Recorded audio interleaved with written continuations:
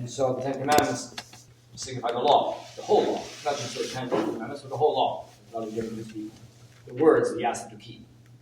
And finally, there was also a jar of manna, representing the bread that God had fed them from heaven while they walked in the desert, so that people would know that they were always under his providence, always, that his hand was always with them, always helping them. God commanded Moses that he should make this special box into which these three things should be placed, so that when the Jews would travel, and this box had to have handles that could be carried. It had these loops that you could shift these wooden beams through. The men could literally, these staves, the men could carry this ark. The priests would carry it. Because the Jews at this time, they were still transitory. They were still making their way to the promised land. And so as nomads, they had no sitting place yet. So this ark had to move. And so it would go with them. That's why it had to be in a box that could be carried. It had to go with them wherever they would go. It had to share their life. And so this ark finally found rest in Jerusalem when they built the temple there. But this ark signified the covenant, higher relationship that they had with God. Now, was it God? No. God's feet rested upon it. So when the high priest would go in to sprinkle blood, he would sprinkle it on the ark, knowing that the feet of the Lord was resting upon the top of it. And it would be a dreadful thing to stand before this ark, because the feet of the Lord sat upon the top of the mercy seat, this place where atonement would be made. And the high priest would sprinkle blood at God's feet, saying, "Forgive us, O Lord." And it would be sprinkled upon the ark, this box. So with this covenant was needed this ark, and with the new covenant, the new ark is needed. And so what is the new covenant, beloved? What is the new covenant? Christ says it at the Last Supper. He said, "This is my body broken for you, for the remission of sins. This is my blood shed for you." But then he also says, "Drink of this cup. It is my blood. It is the New Testament offered for you." I'm paraphrasing him. The new covenant is the blood of Christ, his humanity, but his humanity crucified, his humanity offered. But this humanity must enter this world, and it enters this world through the new ark that God makes for himself, this new vessel he makes, in which he will travel, through which he will enter, in which he will be among the people. The ark allowed God to be among them, and this ark also allowed God to be among the people. And this ark is this very special woman, the most holy Theotokos, ever Virgin Mary. So God needs a new ark for a new covenant, but he also needs something else. He needs to undo some previous mistakes. All the suffering you have in your life, beloved, comes from the first Eve, even though she's not to blame for the personal sins we have committed. But all of our suffering, all of our weakness, all of our brokenness, all of the context of our suffering traces itself back eventually all the way back to Eve's choice, this mistake she made. And so God has to, from Eve comes Adam's sin, from this comes the disgrace of everything. And so the Lord has to start over again. Before the new Adam can come, there must be a new Eve, and there must be a correction made to her. He will be the new Adam, but we need to correct this situation with Eve first. And so Eve will be this door. Satan went to this woman Eve, and he said, "May I enter your realm? May I enter your reality? May I enter into your existence? May I impart my existence to you, my broken existence unto you?" And Eve, unfortunately, said, "Yes, impart unto us broken existence." And Satan did. This is what he did. He was broken already, and he imparted a broken existence unto us, but it was through this woman. So this woman was the door through which Satan entered our reality. And so God goes to another woman, and he asks her, "Can I also come in and make right all that has been made wrong by your first mother?" And the mother of God says yes. And she is the special vessel crafted by God for this very purpose. She never sins, beloved. The mother of God is so different than the first Eve. She is sick with the illness of original sin. This infects all human beings that are born in the natural way. But the mother of God, her own free choice, never sins. She never makes any decisions that are wrong. She never even yields a thought to something that is evil. And St. Silouan himself, this great saint who died recently, he was very, very struck by this. And he actually said, "I don't know, is this true?" He was really taken aback by this, and he prayed a lot about it. He said, "Is that true?" And he heard a voice say from heaven, "Not even once, not even in thought." And St. Silouan said, "Okay, so it is, not even in thought." How is that? Because the mother of God kept the commandments of Moses when he said, "Thou shalt love the Lord thy God with all thy heart, with all thy soul, with all thy mind, with all thy strength. Thou shalt love thy neighbor as thyself." She actually did. Could she have done this by herself? No. The mother of God lived this way in which she was always oriented towards God. She was like the ark of the old times. She was always turned towards God. She was always the resting place for his divine feet, always the resting place for his divine glory. The Lord in the Old Testament would sit upon the wings of the cherubim. The wings of the cherubim would be his seat, and his feet would rest upon the mercy seat, which is a strange kind of term, which was the top of the ark. And so the mother of God was always the resting place of his glory. From the time she was small, she never rejected it. She always stayed with it. So every time she was confronted with the temptation, every time she was confronted with the life of this world, she would turn towards God. She would implore of him. When the archangel comes to her to speak with her, the about the conception of Christ, she turns towards God, saying, I don't know. Is this right? She turned towards him first. And she asks in her heart, is this right? And then she knows it is. She confers with God. Eve never did. When Satan came to her, he said, you should do this. And she said, okay, I'll do this. She should have conferred with God first. She could have conferred with her husband. She should also confer with God. And she never did. But the mother of God confers constantly. Every time a temptation arises, and she had temptations too. She was human. She had temptations. But every time a temptation arose, she would confer with God. She would immediately turn towards the Lord, and she would say, help with this. What is this? And he would deliver her from these, because she asked. She turned towards him first. And so the mother of God, having conceived, she makes this beautiful song, where she says, my soul doth magnify the Lord, and my spirit hath rejoiced in God my Savior. And then she says, for the Lord hath done great things to me, and holy is his name. She said, he has regarded the low estate of his handmaid. She says this of herself. She is low, and he is high. Even when she says, all generations will call me blessed, she doesn't say this of her own glory. She says, all generations will call me blessed because of what he has done, what God has done unto me. And so even when she glories in her, even when she glories in what has been granted to her, this is even a humble, selfless act that she does. Everything is humble. We can only begin the new year with a new beginning. And so we begin the liturgical year with this great new feast, this feast of a new life, this feast of a new creation. And the Mother of God, when the Lord raises up this new ark in which he will dwell, in which he will then save his people. And so this is the first great feast of the new year. And the last great feast of the last year, of the 12 great feasts. The last feast of the year is the beheading of John the Baptist. That's a great feast. But it's not one of the 12. The last of the 12 great feasts is the Dormition, which confirms everything Christ has done. So we begin the year with the birth of the Theotokos, and we end the year with her dying and rising again in glory. And so the whole work of God begins and ends with her, just like everything begins and ends with Eve. Our life begins with her, but our sin also comes from her. And on the day of resurrection, we celebrate our first mother lifted up. We also celebrate the lifting up of the ark. And so I've talked to you about the theology of this feast, beloved. We should talk about piety. Piety towards the ark. What was the piety like towards the old ark? The people were in fear of the old ark. They reverenced it massively. When they would see the ark, they would be caught up in ecstasy. They would be full of fear, full of reverence, full of awe. The ark was an awesome thing to see, and men rarely saw it. And if they did see it, they would immediately move back in fear, move back in deep reverence for this great thing that would go before them. And the other thing I would say, beloved, is that the ark was powerful. Whoever would go before it, whoever would pray before it, would receive what he needed. David would go in and carve the ark when he was in great trouble.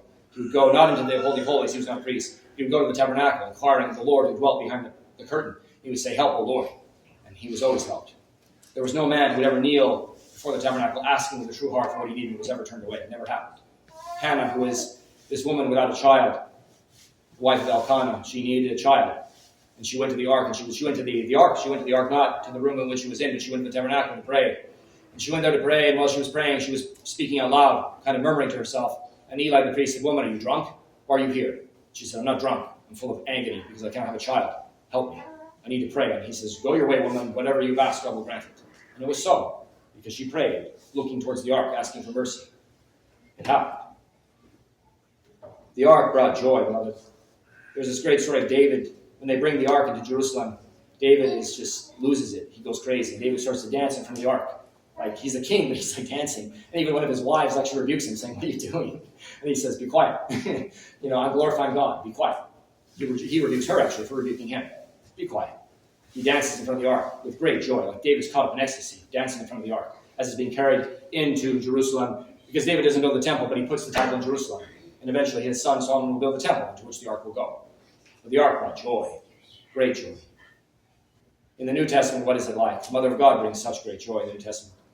At the wedding of Cana, she asks her son to bring joy to this place. Does she ask him to bring wrath? No. Does she ask him to bring correction? No. She says, my son, I've run out of wine. Bring joy. And he does, because she asks. So the first miracle of Christ is because the Mother of God says, I want more joy at this wedding. I don't want anyone humiliated. Bring joy here, my son. And he does. He brings joy. So wherever the Theotokos would go, joy would go. She brings great joy to us. In the Old Testament, the ark was fearsome. It was actually carried into war sometimes. Sometimes carried into battle. This was rare. God didn't really allow this to happen much. But when the Jews were crossing the Promised Land, the Lord said, the ark will make way for you. Your way will be made in the Promised Land by the ark. How prophetic. Our way to paradise is made open for us by the Theotokos. She's the one who gains us entry to the Promised Land by bringing forth this Son, this mediator between God and man. Soon the Jews have to cross the Jordan River. They cannot cross it. The Jordan is large. And so Joshua says to the priest, go stand in the river. carry the ark on your shoulders and go stand in the river. And the priests, taking up the ark, they walk into the middle of the Jordan, they stand there and stop. It just stops. It doesn't flow anymore. Almost like the ark restrains the laws of nature, which happened in the mother of God. The laws of nature were overturned in her. The laws of the Jordan were overturned, and the Jordan stops flowing. And then Joshua says to the people, pass underneath the priests, and cross the river. And so Israel crosses into the promised land, because the river is stopped. And when they get to the city of Jericho, the city is impregnable, it cannot be taken. And Joshua says, we cannot storm the city, we have no siege weapons, we have no way to take the city. And God says, no, the walls will fall by my command. But you will circle the city each day, 7 times on the Sabbath day you'll circle, with the ark leading you. You'll take the ark and you go around first with a great procession. You'll blast trumpets. You'll do all these things. And the walls will fall by my command, by my power. And Joshua said, okay. And so this is what happens. The ark goes around the city once each day, 7 times on the last day, and the city falls. And the people of God enter the city and take it with force. And so, beloved, the Mother of God leads in the way of war. She is the first to overcome Satan. And then she leads the way for us to fight against him. And every time the people of God are in need, she always helps. She always helps with great struggle. Always does she deliver her people in the midst of great wars, both physical and also spiritual. There was a time in which Tamerlane, this great Mongol, was headed towards Moscow. He'd been burning and causing much destruction. And he was on his way, actually. He was burning every city. Every city that he would take, he would burn it and put the city to the sword. And so the people of Moscow were frightened because Tamerlane's army was unstoppable, hadn't been defeated. It was coming towards Moscow, going closer and closer and closer. And the people were very frightened. So they went to the bishop, and they went to the king, and they asked the prince of Moscow, and said, what should we do? And of course, they bring out the bishop, and they say, what should we do, Metropolitan? What should we do? And he says, we should process around the city with one of the Mother of God's likeness. Vladimir, we should process, we should pray. And they said, okay, let us do so. And they began to process around the walls and pray. They said, deliver us from Tamerlane, deliver us from his army, deliver us from all of this. And the historical chronicle says Tamerlane turned back. He would not approach Moscow, he turned away. And according to tradition, Tamerlane went to bed one night and he had this horrible dream in which this woman who was glorious came to him and threatened him with death and horrible things if he would continue his way. And with her were a bunch of great elders clothed in white who had, staffs in their hands, and they shook their staffs at him and they said, we will harm you so badly if you even come near the city. We'll do horrible things to you. Leave the city now. And Tamerlane said, okay. He woke up in a fright and he turned and he departed. He never approached the city. And so, beloved, the Mother of God has done so much. Always does she answer. Always does she come to the aid of those who need her. St. Joseph the Hesitant, whom we just celebrated, so many times did she literally deliver him from terrible, terrible distress. Finally, beloved, the ark brought exaltation in the Old Testament. There was a story that is actually not a good story, but it shows you how the people reacted. Eli had these 2 sons. Eli, the high priest, had these 2 sons that were evil. And Israel went to war with the Philistines in this dreadful time. And they actually said, we cannot beat the Philistines unless we bring the ark to war, which God had not allowed them to. He had said, you cannot do this unless I explicitly say you may. And he had not said this. And so Eli's 2 sons brought the ark of the covenant into the camp of the Israelites to fight against the Philistines. When the ark arrived, the scriptures say that the Israelites gave such a shout that the Philistines went into panic, because the ground shook by how loud the men shouted when they saw the ark arrive. However, they didn't have God's blessing on this, and so they were defeated. But the exaltation they gave was right, even if their intention was wrong and their actions were not righteous. The exaltation men should have when they see her should be intense. St. Paisius would kiss the word that talk about somebody read a book. When he see the name, he'd keep kissing because he just has so much love for her. St. Joseph loved her so much. His love for her was inexhaustible. He would speak so much of her. He would kneel in front of her icons and just cry. When he would see her icon, he'd just fall down and weep before it. So how should we draw near to the icon of the Mother of God, beloved? With so much trembling, with so much awe, with so much love, with so much joy. This is how we should be. We should be like the Jews when they see the new ark. Our heart leaps up when they see the ark. We should be the same. If we're not this way, this is not good. Our heart should leap when we see her image. Finally, beloved, the ark was a reprover of sin. When the Philistines captured the ark, they brought it to their cities, and all these horrible things began to happen. They took the ark into one of their temples, the temple of Dagon, this kind of fish deity that the Philistines worshipped. And they brought the ark into the temple because the Jews had lost this battle because of their impiousness. When the Philistines took the ark and they brought it into their temple, they closed the door, they went to bed. The next morning they woke up and their idol had fallen before the ark. Like, their idol was worshiping the ark. It had fallen down before the ark. And the Philistines were like, whoa, this is not good. Put Dagon back in his place. So they lifted up the idol, put it back in his place. They're like, whatever, this must be a one-off kind of thing. Let's go to bed again. So they went to bed. The next morning they woke up and Dagon, this idol, had fallen and was broken. He was broken in front of the ark.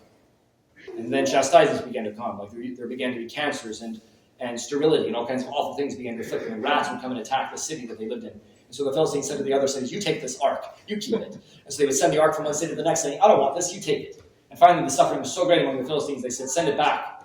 Send it back to the Jews. Send it back to the Israelites. Your God is tormenting us. Give it back. And so they sent the ark back to the Jews, to the Israelites. They put it on this cart. And the Philistines said, let the oxen take it. The oxen will take this God where he wishes to go. And the ark came back among the Jews. But the Israelites had not learned their lesson. The Israelites ran up in their joy to see the ark. They actually blasphemed again. They ran up to the ark, and they were so full of joy, they opened it. And the scriptures say that the Hebrew text says 70 were struck down by this. The Septuagint says 70,000 were struck down because they opened the ark.